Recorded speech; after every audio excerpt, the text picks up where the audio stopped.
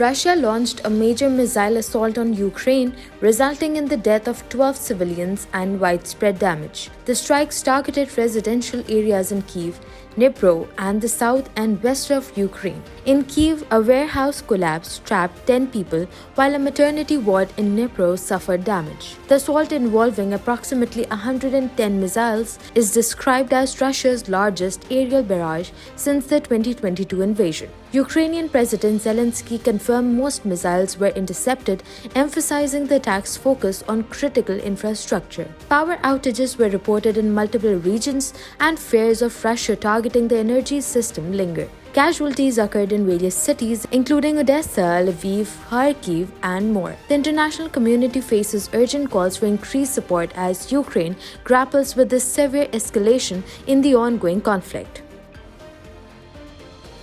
French President Emmanuel Macron has stated that conflicts in the Middle East and Ukraine should not distract from addressing climate change and poverty. In an op-ed for Le Monde, Macron proposed a new global climate pact and called for reforms in global financial governance involving emerging countries. He emphasized the need to stay focused on accelerating the ecological transition and fighting poverty, despite the Israel-Hamas conflict and Russia's war in Ukraine.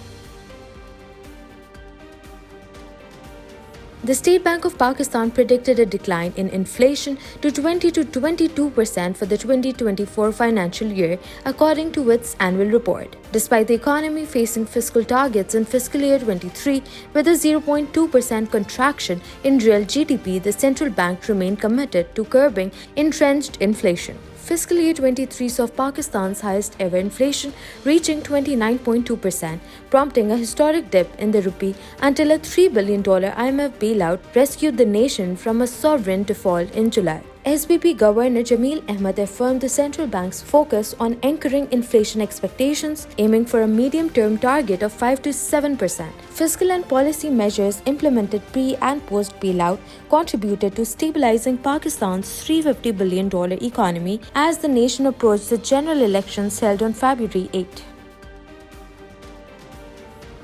Israeli forces have conducted a series of raids across the occupied West Bank, resulting in the detention of at least 14 Palestinians, including a child. In Tulkarm, the village of Kafan was targeted, with 4 individuals detained. Jericho saw the Israeli army entering in a Sultan refugee camp, arresting a 16-year-old named Hani Sarafandi. In the Ramallah province, several residents were detained in the town of Deir Abu Mishal, and 2 arrests occurred in the Al-Amari refugee camp. Hebron witnessed the arrest of at least 2 Palestinians in the town of Surif. Additionally, in the Al-Farah refugee camp in Tubas, Israeli forces detained a wounded young Palestinian from inside an ambulance.